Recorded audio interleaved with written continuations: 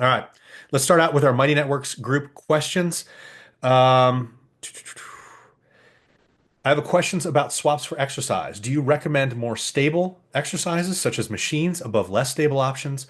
When, why would you choose one option over another aside from personal preference, injury, etc. for the best results? So, we talked a little bit last week about the stability with things like EMG readings and how a more stable exercise is probably a better exercise from a hypertrophy and strength building standpoint. Having said that, if you have a stable compound exercise with like a barbell or some dumbbells versus a stable exercise with a machine, it's going to be about a wash. I mean, the only real time where that instability comes into play, where it causes these negatives, or is when you're in these really high, unstable situations. Standing on a Bosu ball, having your legs up when you're in a bench press type of situation. So the difference is when you're choosing swaps, whether it is for a machine, whether it is for a free weight, is largely personal preference. And what I would say is if you've got any kind of injury risk that would benefit a little bit from a machine, it's probably smart to choose the machine. Otherwise, personal preference comes into play. And then what I would consider doing is over time, choosing a variety of either free weights or machines or cables or whatever it is, not sticking to just one. Because we do find in the research that a variety of different ways of attacking a muscle actually works a little bit better over time. And there's no way to really predict which one is perfect in this moment. So you figure out, okay, well, what have I done in the past? Well, maybe it's time to try something different.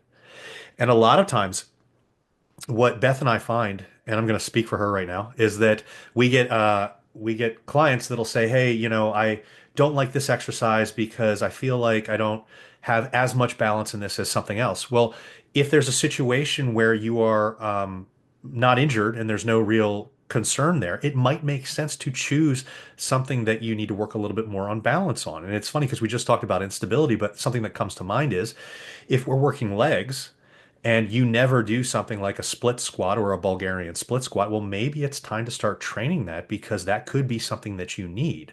So Yep. consider some of the things that you've done in the past. And if you've never done some of the options, that's probably a good sub to try for a little bit of time. Um, I think that any of the choices that you make based off the sub options that we give are going to be perfectly fine.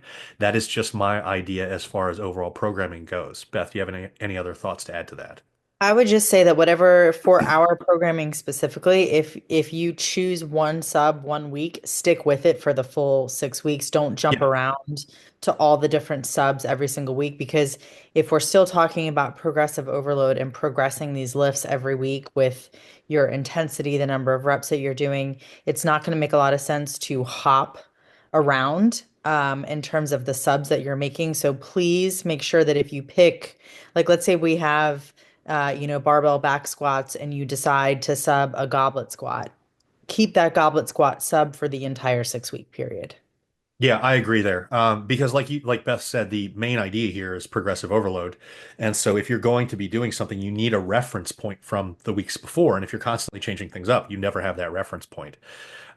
So that is a good idea to look at when you're deciding on whatever these are. Don't just make one that you're like, okay, I just want to try it out this week and then I'm going to go back to the other one. No, stick with it if you're going to try it out.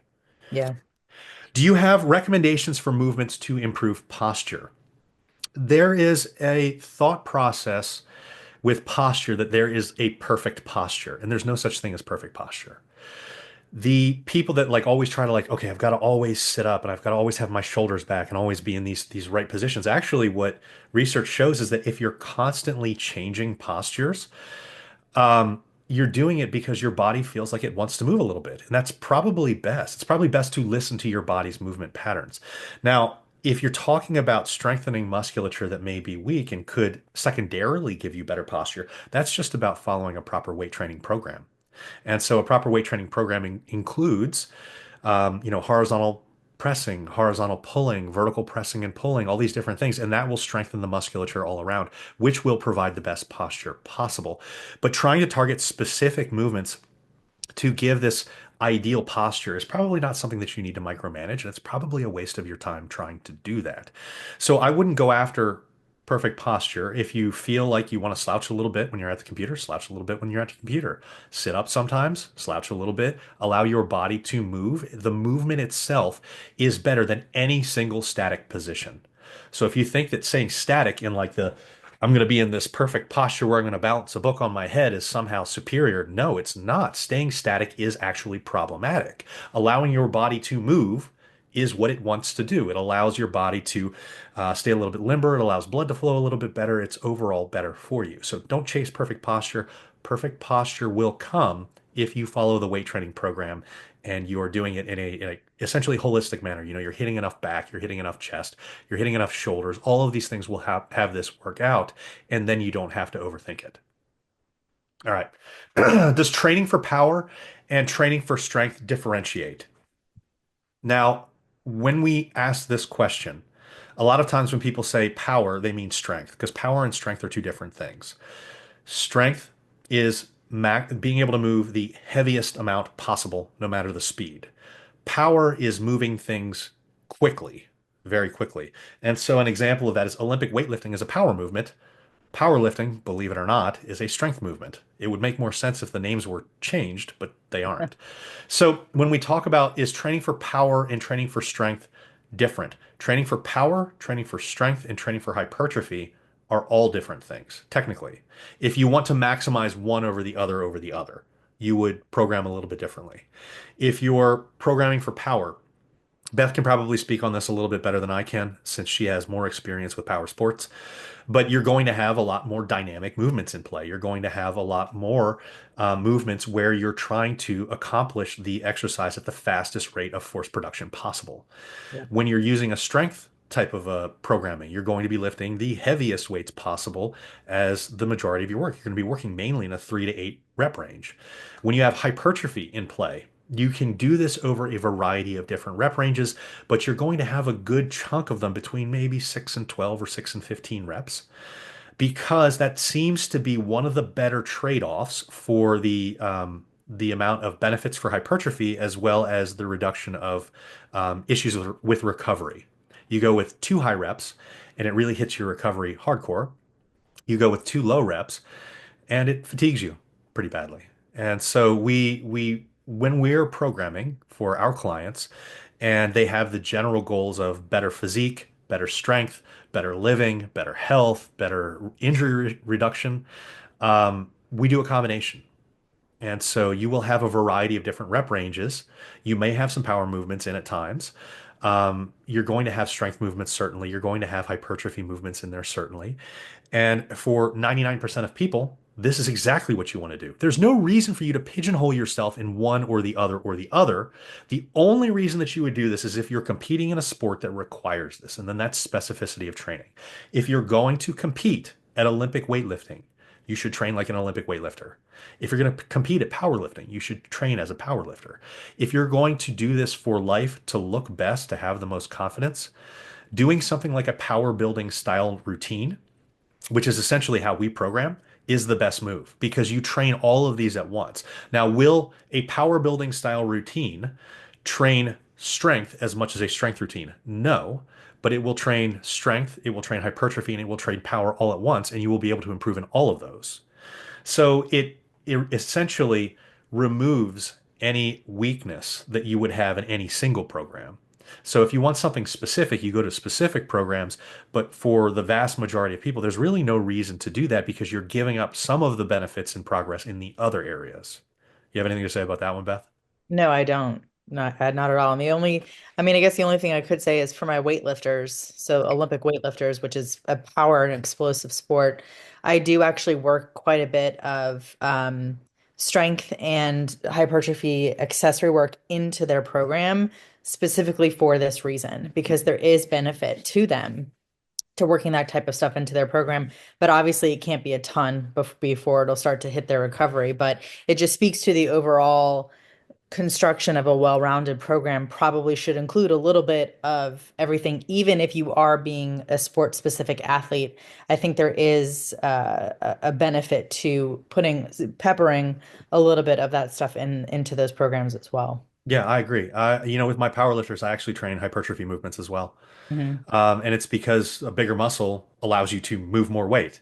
And Hmm. so if you're going to be doing this, there is nuance to it. And so we can't get into all of that. It would take, a really long time to cover everything. But the quick answer is you can technically program for any of these three things. You can even program for strength endurance, which we haven't talked about, but very few people really want, hey, I want more strength endurance. And so you can technically program, and this is one of those things of specificity of training. And so for the purpose of our programming, and this is actually how I train, and I believe that this is how you train now, Beth, for the most part, where you do essentially like a hybrid program, like a power building type program that might have some power movements, strength movements, hypertrophy movements, because there's no real reason to give these things up unless you have that sport specific reason. Right. Okay. I have cracking knees. Is it still okay to squat, lunge, etc.? Having cracking in joints is something called crepitus. As long as this is not followed by pain, there is nothing wrong with this. It's literally just release of nitrogen gas. And so for people that have these types of things and you get that little pop and it's like, ugh, and it just kind of feels a little bit funny, that's okay. It's not going to hurt you in any way. If you start to have significant amounts of pain, that could be degradation of the joint itself, and then you want to get checked out. But crepitus itself is extremely common, and it is almost always benign. And so it's not really anything to worry about. All right. Why do so many doctors on the internet have different opinions in the face of the same science? Okay. This is a fun one to answer because there could be a variety of reasons for this. One, understand that not all doctors are smart. Some of them are just good at taking tests.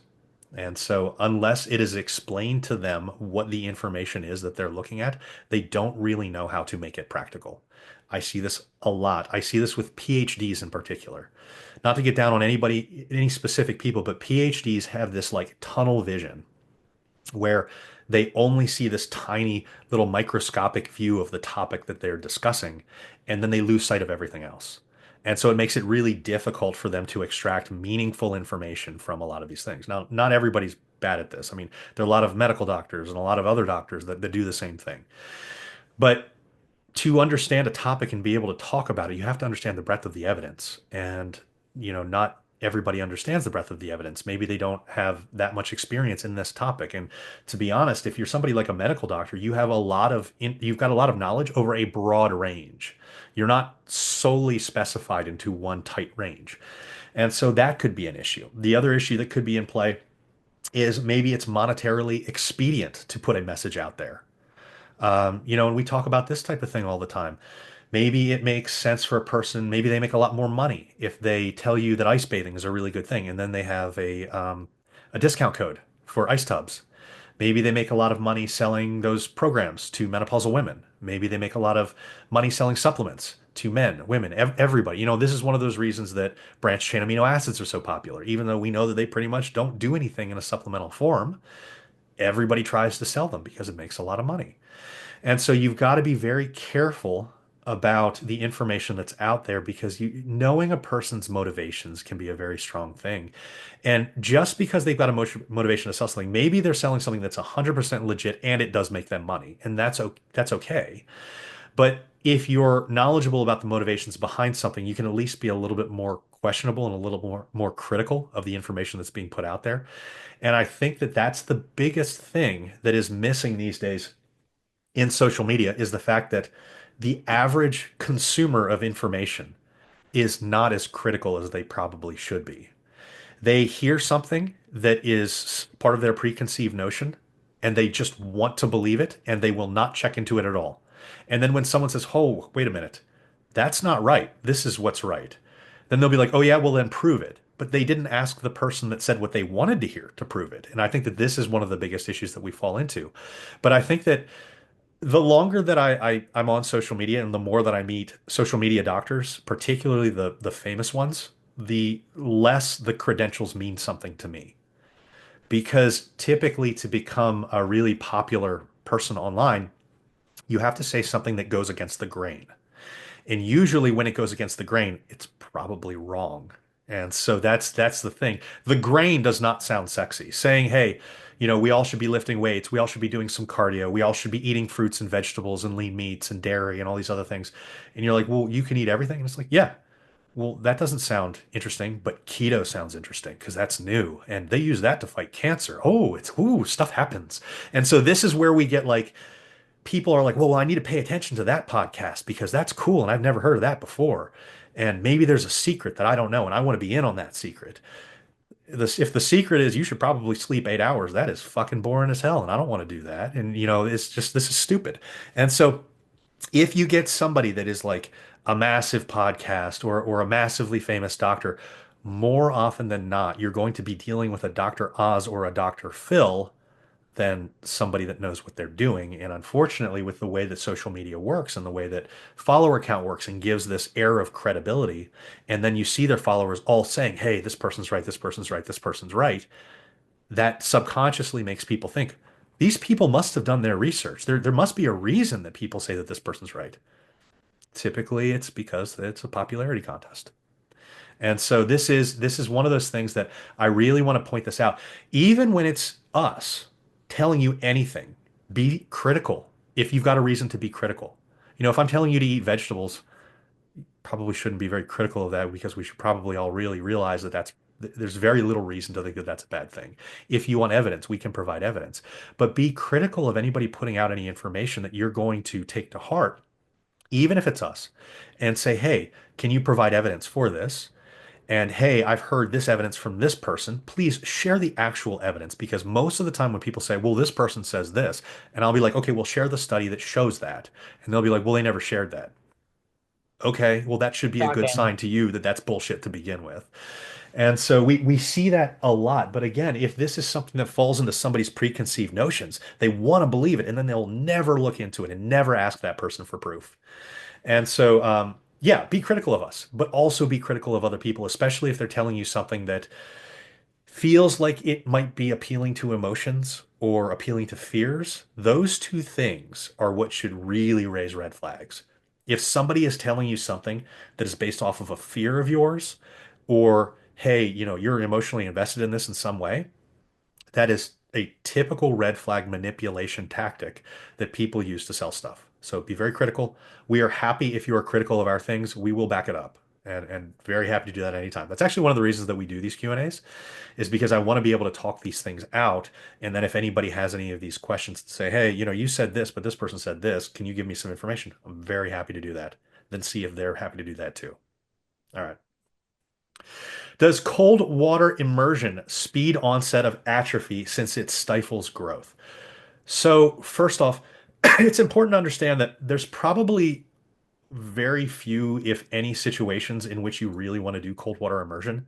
This cryotherapy stuff is pretty much bullshit. And it's based off of bullshit science. And so, yes, they can show that it lowers inflammation, but inflammation from weight training is a good thing. Like you want it. It's actually what helps cause the adaptations to training. You cannot build muscle without that inflammation. And so, what we found with the research is that if you're using cold water immersion in some way, you're actually lowering the benefits that you get from training.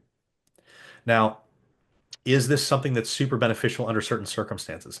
Maybe, like if you're doing something like pitching a double header 2 days back to back, you're not worried about gaining muscle or improving your body in that day. You just want to get less sore for the next day that you do something. That could work. However, again, is it the right choice? Probably not, because sauna has been shown to do the exact same thing without that negative. So it probably makes sense to never do cold water immersion and instead to do sauna in those situations.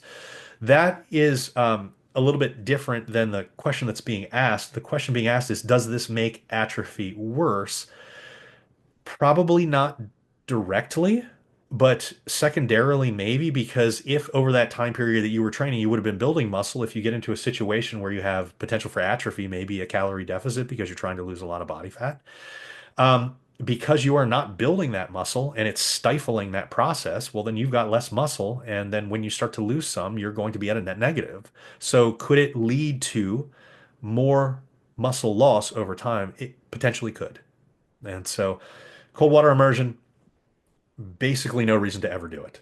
no matter what the claim is, whether it's dopamine release, whether it's inflammation, whether it's increasing fat loss. I mean, it's all bullshit. And so it's funny to look at the data of this and be like, holy crap, I cannot believe that this took off the way that it did over the last 4 or 5 years. And I know why it did, because a couple big podcasts started pushing it, but they pushed it based off of erroneous science. And so unfortunately, we are where we are now, and all these people have $500 or $600 cold tubs, and now it's like you shouldn't even be using it. So what are you going to use that for? I don't know. I mean, maybe you can store your dog's toys in there. So it's a nice place to store dog toys. Peptide follow-up. Thoughts on bpc-157? bpc-157 is a peptide that is basically not studied at all. And it's illegal for you to have and take. It's illegal for a doctor to prescribe it to you. I know that some doctors do prescribe it. It is completely illegal for them to do that. My thoughts on it are we don't have any safety data in it. We don't have efficacy data in it. We don't know the doses that you should be taking. We don't know the people that should be taking it. I would not take it. On top of the fact that because it's illegal, any of the sources that you get it from are probable, if not highly likely, to potentially either not have the amount that they claim to have. It could be tainted. There could be a lot of problems with it. So you're not getting this from a legitimate pharmacy because they won't make it because it's illegal to prescribe it. So the only place that you're going to be getting this is from black market people or compounding pharmacies that are doing it illegally. And if a compounding pharmacy is willing to do this illegally, I would be questionable about what other safety protocols, quality controls, and stuff like that they're skipping because it seems to be that they just want to make money. So, BPC 157, potential for benefits? Yes. Are you going to get a farm grade BPC 157? Very questionable. And you could be hurting yourself doing it. Cupping therapy. Does it work or not?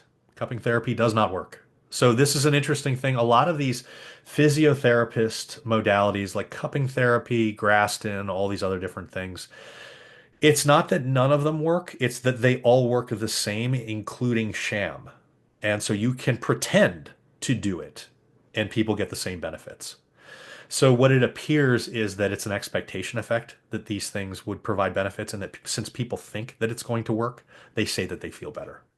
Now, the problem with cupping therapy, as opposed to something like really minor use of like needling or something like that, or massage, is that cupping therapy actually bruises you. And so you're actually damaging your tissue. And there has been some very serious side effects from this. So, as opposed to things like massage, which I believe touch has benefits, you don't need to have the super hard, what's the super rough massage called? Um, it's not Swedish, is it? Swedish sounds about right. Instead of the super tough massages, just get one that feels good. They all seem to work the same. And Deep so, tissue. yeah, and so touch is a really good thing. Avoid things like Graston and cupping therapy. Graston is like where they take the metal thing and they just scrape it across you. Like none of these things have been shown to do anything. You cannot deform The um, fascia, bro. human fascia, anyways. Yeah, I mean we've talked about this in the past, but like if you could deform human fascia, your body would essentially be like Gumby. Like your butt from sitting in a chair for too long would be deformed. Your Too feet would flat. be your feet would Yeah. be deformed from walking too much. Like this just doesn't happen. And so Yeah. the amount of force required to deform fascia is much more than a human body can do, even with tools in hand. So I don't worry think about that. people think that because they feel like as soon as they get off the table, they have that sort of feeling of like being relaxed and they feel better With right at cupping that therapy, right. Yeah, so I mean like I did cupping when I did CrossFit because of course CrossFitters will try everything once. But and the person who did that therapy, I mean, was not one of those people that like did the thing with the lighter and then put it on your skin and like made you like I wasn't like overly bruised from it. He actually took the cup and kind of like moved it around on the muscles to kind of like move I don't know. But it's like getting a massage, right? So the moment you okay. get off the table, you feel better, you feel relaxed, you feel a little bit loose. And I think that same thing with like getting a chiropractic adjustment. Like people get off the table and they have this sort of immediate sense of feeling a little bit better. So I think that's what they think works. But then they have to keep going back week after week after week after week, and their underlying condition doesn't actually ever improve. Yeah, because it doesn't That's address that. that's the telltale sign that what you're doing isn't working. You're feeling immediate relief right when you get off of the table, and that's it. It's not making any sort of measurable difference Mhm. in your muscles, your tendons, your ligaments, your fascia. It's not doing anything that you think it's doing, but you think because when you're right at that moment that you get off the table and you're like, oh, I feel so much better, that it's doing something. Yeah, and there's a couple of theories as to why it does that. I mean, neuromuscular disinhibition, because if we're kind of like queued up, like our muscles just tense a little Yep. bit, Hence. and so the touch is relaxing, and then you get into a quiet atmosphere, and Hmm. you just calm the fuck down, and Yep. you expect it to calm you down, and so Yep. I mean, your mind is Sure. super powerful, and Yep. so it calms you down, and that neuromuscular disinhibition really does work. And it's, you don't have to pay for this. You could literally just lay down in a dark room and close your eyes and do breathing exercises, and you would get the same thing. Yep. Or you could self-massage. I mean, you could get a Theracane and you could go in and just gently do it. Turn on your Enya and start doing that kind of stuff in the background. And you would be completely fine to get the same benefits for no money. Right. And so this is kind of the issue with these physiotherapists, is that every time somebody looks into the things that they do, it's kind of like, well, this doesn't really even work. And when we do the sham treatments, and this is what's really telling about this. Yeah. When you do the sham treatments, you get the same outcomes. Same outcome. So when you pretend to do it, you get the same outcomes. And so some people will be like, well, how do you pretend to do it? And it's like, well, an example with like dry needling is like you're supposed to put it in specific spots in the muscle and then a certain depth. And like they've got depth markers on like the needles and all that different type of stuff. And if they just literally take it and just pinch it in just like a millimeter, everybody's like, "Oh, I feel so much better." And it's like Mhm. it's not even really in. Didn't even And go in. yeah, we didn't really even go in. And so everybody tells you that you get the exact same benefits. And so every time they study this, they're like, there are benefits, but it doesn't seem to be different than just pretending to do it. Like if you trick the person into thinking that it's done, you get the Yeah. same benefits. And this happens every single time. And so that's why this whole idea of these things really work, when you try to like argue with somebody about this, they'll be like, I know it works because I've had it done to me. And it's I like, always feel that's better. great. And I believe that you believe that. And because you believe that, that's why it works. That's what works. Right. And so the controlled conditions are what really matter. And this is why, randomized control trials are very important, because they get rid of this noise rather than listening to Deborah from the cul-de-sac who, has no idea what she's doing. She just watched a YouTube video one time and it convinced her that this works. You actually get to see what happens. And so it's almost impossible to argue with these people that are convinced that this thing works, because the fact that they're convinced is why it works. So Yeah. how and where to start eating for performance and not just trying to diet. I mean, optimally today. Like literally, if we could get people to switch to valuing performance and eating for performance from day one, that would be optimal. And people have different goals and they've got different things that they want to accomplish. But if you actually start working for performance, those physique and confidence and all those other benefits, they actually start to work themselves out. They just fall into place. Yeah. And so the sooner that you can start fueling yourself for performance, the better. And some people view that, and maybe the question is in play because some people view fueling for performance as always being in like a calorie surplus or maybe always being at maintenance. Well, maybe fueling for performance for you might be in a slight calorie deficit. Maybe you have a little bit of extra body fat to lose, and to perform better, losing some excess body fat might be a good thing. But when you start thinking about it from a performance perspective, you get rid of that idea of, okay, well, I need to see the scale move down as fast as possible, to I'm going to watch how my performance increases over time. And it can come with a slight calorie deficit, and that's perfectly fine. Um, but the mindset there is what's really different. The expectations there are what are really different. And because of that, it actually makes the journey a lot easier when you start to focus on, okay, is am I am I feeling better? Am I performing better in the gym? If you start to move your mindset of the only sign of success is drops on the scale, life becomes a lot easier. And certainly, drops on the scale could, at certain points in your journey, be an appropriate sign of progress.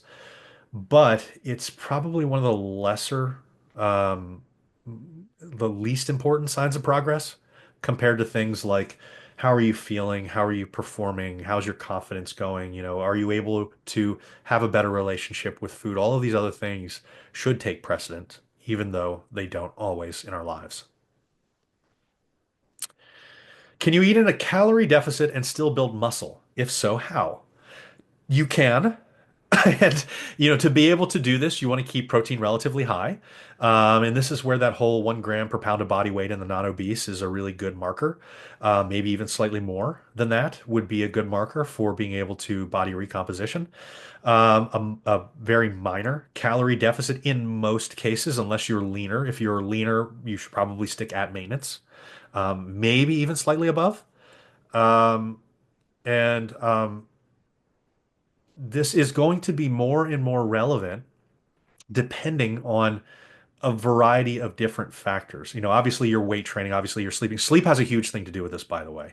Getting 8 hours or more of sleep has a very significant influence on body recomposition. People highly underestimate how beneficial sleep is under these conditions. They'll try to do it with like 6 hours of sleep. Yes, it can be done, but it's going to be much slower. You're going to have to be much more patient along the process.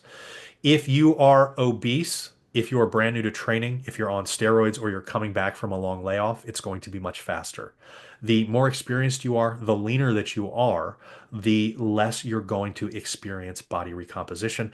And so to get it under those conditions, you probably need a slightly higher protein content. You probably need more sleep. You probably need a lesser calorie deficit, if out of a calorie deficit entirely. So this is going to be different depending on the person. It's possible, but whether it's possible or not, you have to be okay with the fact that this is a long process. And it's probably one of the better processes for people that are skinny fat and want to break skinny fat, but don't want to see themselves put on a significant amount of body fat at the same time.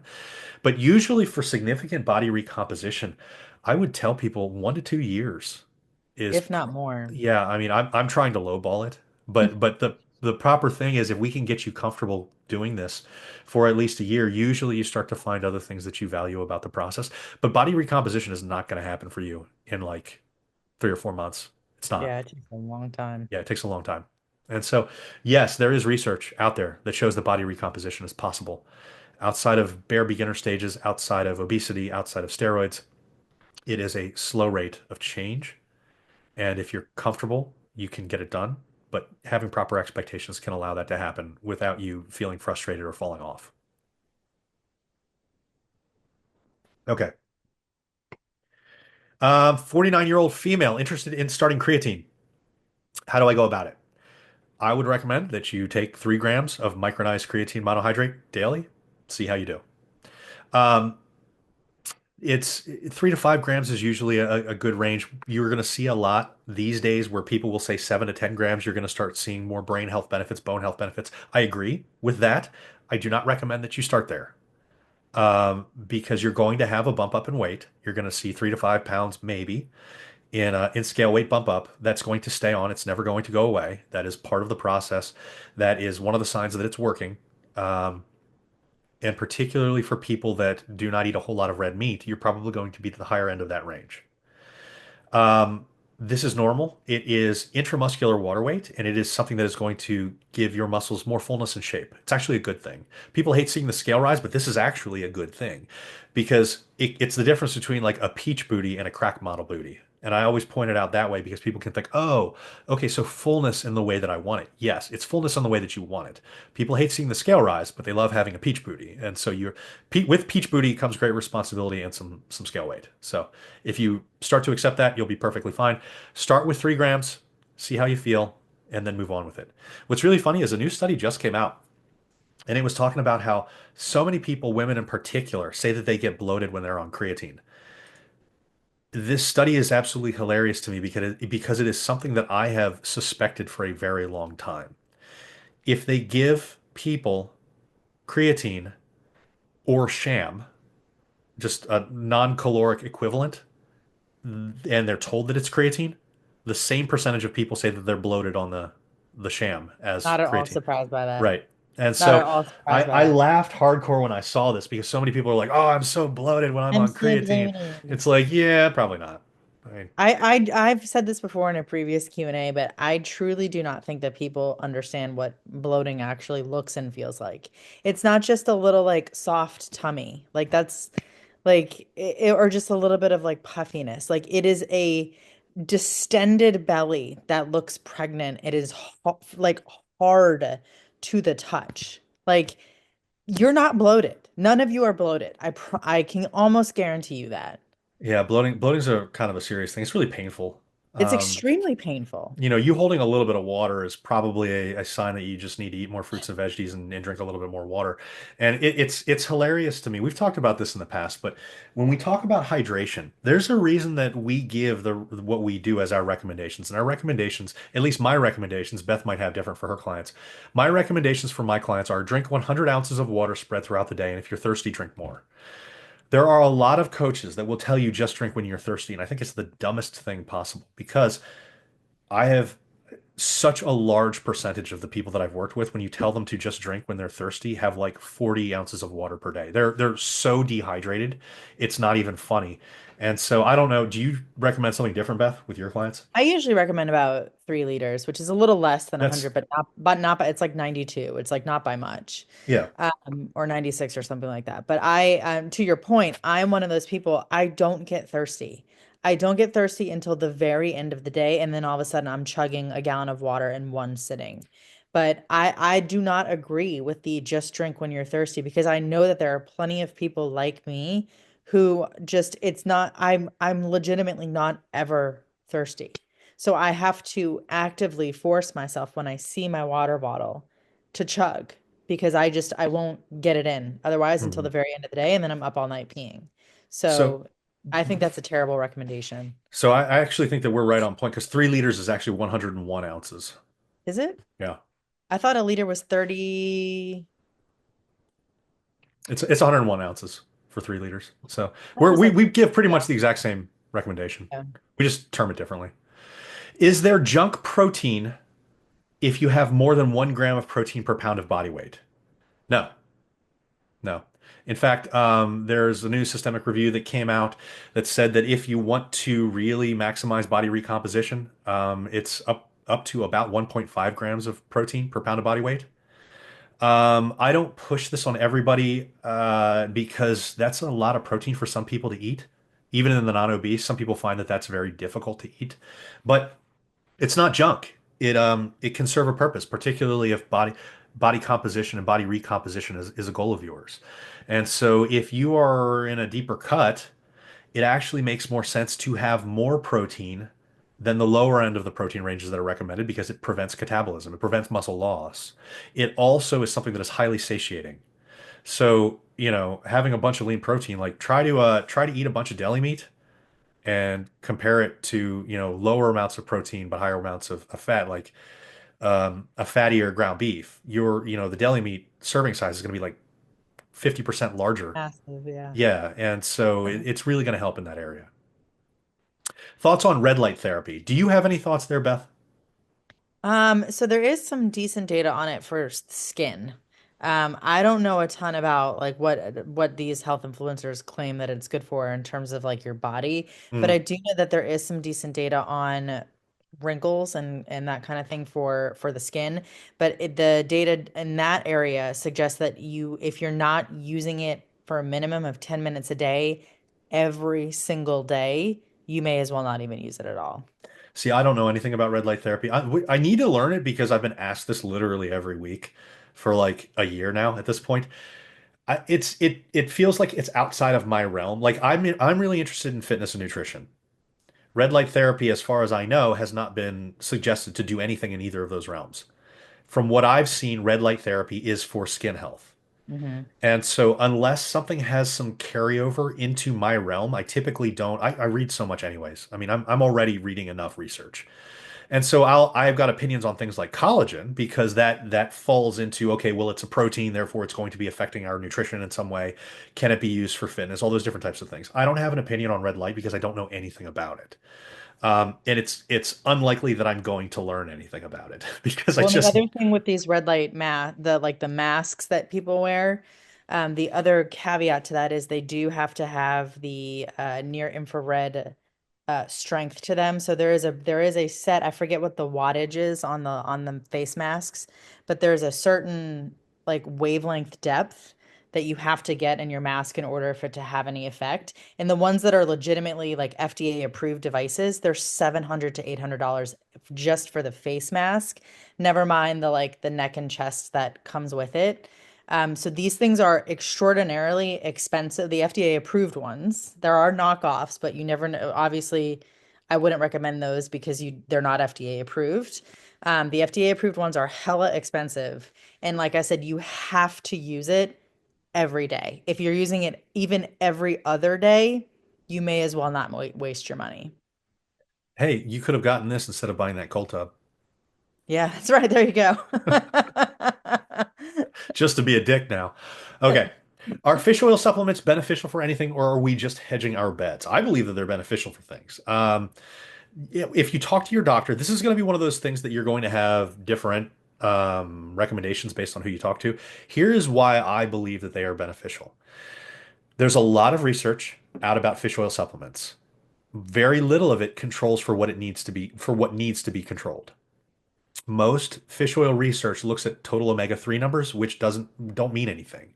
The active ingredients within fish oil that we are looking to take advantage of are mainly EPA and DHA. EPA in particular for adult humans. DHA is very beneficial for brain health and stuff in kids developing, that kind of thing. So that's why like when a mother is pregnant, they'll say like take a DHA supplement because it makes sense then. For the research that looks at this in adults, whenever you control for EPA and DHA with a high EPA amount, we see very interesting potential benefits. Cardiovascular health, maybe even building some lean muscle. I don't really believe the building lean muscle one. It's possible. Cardiovascular benefits, benefits in depressive scenarios, um, benefits for joints. Those things really kind of stand out. And most people are not eating enough fatty fish.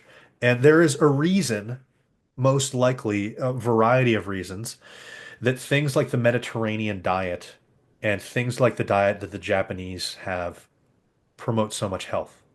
And a lot of it probably has to do with the omega-3 content in their diets. And so, because we aren't getting that much in our diet, it is one of the supplements that, I mean, if you look at our supplement section in Mighty Networks that has like the discount codes, there's a reason I recommend not only fish oils, but the brand that we recommend because it actually hits the amounts that you should be getting daily. Very few products on the market actually dose it correctly. I'd say 95% or more are junk. And so, do I think that a fish oil supplement is beneficial? Yes, I do. Do I think that it is one of the staple supplements that you should probably be taking? Yes, I do. Unless you are eating 2 to 3 fatty fish meals per week, you should probably be taking a fish oil supplement. If you're eating 2 to 3 fatty fish meals, and what I mean by that is not like mahi or tilapia. I mean something like salmon. Salmon, mackerel, that kind of thing. Yeah, depending on certain cuts of tuna, depending on what you're having, you might not need it. And that's to say that there's no supplement that is needed. However, in most people's diets, this is super deficient. And so it's probably a smart move. IgE or IgG blood tests, are they worth it for gut health?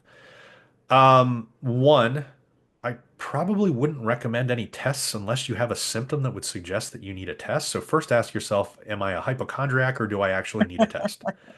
Secondly, if you are not a hypochondriac and you actually have something going on with your gut health, an IgE test may make sense. This is something that will typically be given by an allergist or your physician. A naturopath will typically give an IgG or an IgM or the like test. Those are junk. Don't do those. The only thing that's done like an IgM test does is it tests for exposure. And so if you ate chicken yesterday, an IgM Chicken is going to sensitivity show up. test will say, hey, you're sensitive to chicken. I've had clients that have Yep. gone to their naturopath and they've been convinced, they're like 50 years old. And now all of a sudden they can't eat chicken. And I'm like, has chicken ever made you feel bad? And they're like, no. I'm like, you're fine. They're like, my naturopath says. I'm like, well, that was the problem from the start. Can we go and get a validated test that actually looks at allergens? Because an IgM test does not identify sensitivities, it identifies exposure. So if anybody wants this, I actually have an entire article written on this with all the citations. But be very wary of these food sensitivity tests because if it's an IgM or a non, sometimes it'll say non-IgE or IgM. If it says non-IgE or IgM, do not take it. It is a piece of junk. You are just wasting your money. You may as well have bought a cold tub. So that's Poor our Russ. rant on stupid tests. Um,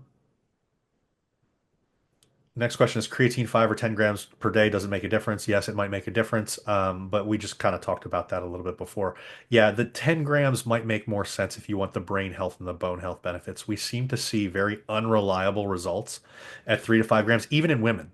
We seem to see very unreliable results at 3 to 5 grams for those. Like I said before, don't start off there. That's for sure where you're going to be like, Alan, I'm bloated, and I'm going to be like, oh my God. But start at 3. For most women, that is where it will work perfectly fine for the skeletal muscle benefits, and then slowly raise over time until you are where you want to be. Is the fear of using microwaves grounded in any good science? I actually like this question. I didn't know there was a fear of microwaves, first off, other than like your parents saying, don't stick your face near the microwave while it's working, which I think is probably a smart move. I would not stand right next to a running microwave if possible. I am not a radiation scientist, but something tells me that the closer that you are to that, the higher the exposure that you get. I cannot tell you the absolute exposure, but it probably makes sense not to be standing right in front of your microwave staring into the window. After having said that, believe it or not, microwave is probably the best cooking method for retaining micronutrients in existence. Even things like boiling foods or cooking foods with fire, boiling foods, they all denature nutrients to some extent. They also allow you to absorb some nutrients a little bit better, like protein is absorbed a little bit better when it's cooked up to a point. But most processing methods and just regular cooking or boiling food, poaching food, all of these different things are processing methods will lower some nutrients. Now, the benefits that we get from cooking far exceed any of these negatives, but it's funny because we talk about things like microwave as if it's this really bad thing, when in reality it actually removes less nutrients than other cooking methods. And so there is virtually zero reason to fear microwaves in any extent. I first off, I didn't know that this was a major fear to begin I with. think this came from like the Bobby Parrish, Paul Saladino camp. I mean, Bobby Parrish looks like he's melting, so I know. we probably He shouldn't looks trust like that guy. he's been in the microwave. Anybody, Maybe yeah, that's why he's anybody, afraid of it. anybody that looks like a melting candle, we probably shouldn't trust them as far as health goes. That's a very ignorant thing to say, so I apologize. But it annoys me when people that have the platforms that these guys do. I mean, they've got 2, 3 million followers, No, it's and crazy. then they just make stuff up because again, fear sells. It drives me absolutely nuts, particularly when there's no science to support anything that they're saying. It's not like they accidentally misinterpreted the science. It's like they just pulled this shit out of their ass and They made it up. yeah, they just completely made it up. And so it's mind blowing to me that this kind of stuff gets spread. And again, this is that whole, when a person has a large following, people assume, well, they've got to have a following for a reason. It's probably because they're a big shit talker. It's probably why they have a big following. So be very careful of the Dr. Phils and the Dr. Oz's. Um, is there any reason to care about protein bioavailability if you're already hitting your daily totals? I think that focusing on things like protein bioavailability is probably borderline disordered eating. I mean, I think that as long as you're choosing um, good sources of protein, the majority of your protein is coming from animal-based sources, not collagen. I think that you're fine. And then if you're getting more protein from your grains, some from your vegetables, some from legumes, those different types of things. It doesn't make sense to try to nitpick whether or not it's this highly bioavailable form or slightly less bioavailable form. Whole foods are great. right? And so unless you are just tiptoeing that line of like the minimum dose of protein that you want, or unless you're just using, subpar protein sources, like if you're just eating peas as your only protein source, if you have a normal omnivore diet, any deficiency in an amino acid is going to be picked up by other sources of protein in your diet. Unless it is so freaking low, like something like a collagen or a gelatin, that is the only time where I would say, hey, be very cautious of this. If you're getting significant and like above your minimums for protein, sure, you can throw collagen on top. It's not going to hurt it. But if you're tiptoeing that line of man, it's hard for me to get my daily minimums of protein in play, collagen should not be counted in Right. that. And so you'll see research that'll show, oh, when we compared collagen in this person's diet, they had the same outcomes. Well, that's great. That means that they were getting adequate amounts of protein beyond the collagen anyways. The problem is when you're using these in larger amounts to try to hit the minimums, that's where it's really problematic because they're incomplete protein sources for one. I mean, collagen has no tryptophan. And then on top of that, it has very, very low levels of the branched chain amino acids that we need as athletes. So there's a bunch of problems that happen with that. And even using data in GenPop isn't necessarily relevant to us because as athletes, as people that lift weights, we've got higher needs for those amino acids that are missing from these collagen sources that are very deficient in these collagen sources. And so that problem is only exacerbated in our population.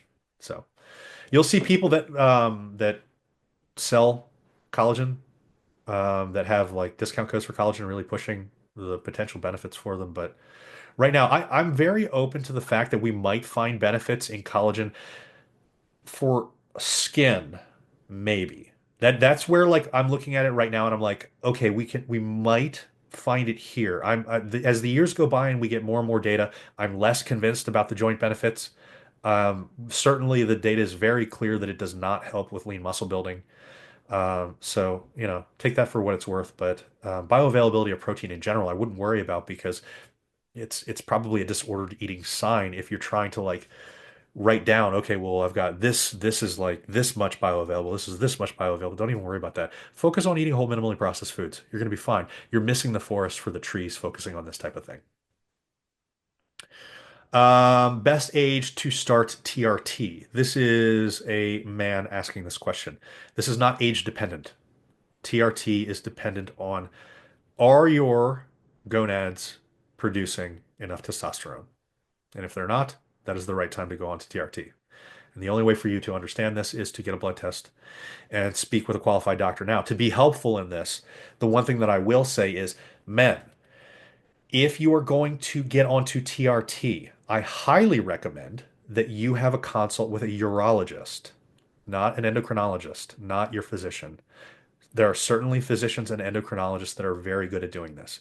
In my experience, urologists on the whole are far better at TRT than these other ones. Endocrinologists have an issue where they tend to focus on the numbers alone. For men's TRT and women's too, but for men, this is one of those things that kind of gets lost in the noise. Treating symptoms is very important.